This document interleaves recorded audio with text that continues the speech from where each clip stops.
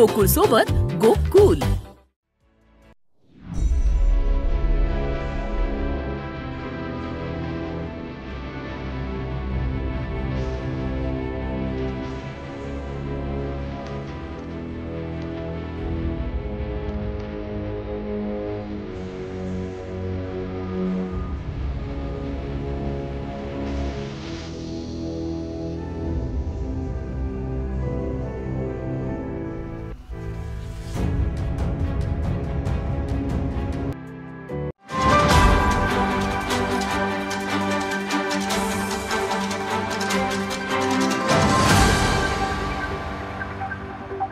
कोल्हापूर जिल्ह्यात गेल्या काही दिवसांपासून मान्सूनपूर्व पावसाने हजेरी लावली आहे.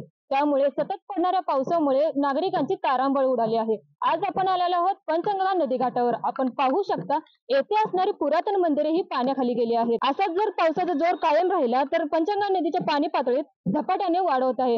आज पंचगंगा नदीची पाणी पातळी 17 फूट इतकी असून पंचगंगा नदीची इशारा पातळी ही 38 फूट असून तर धोका पातळी 43 फूट इतकी आहे. कॅमेरा पर्सन नाज अत्तरसह मी अमृता बुगले, माझा महाराष्ट्र न्यूज, कोल्हापूर.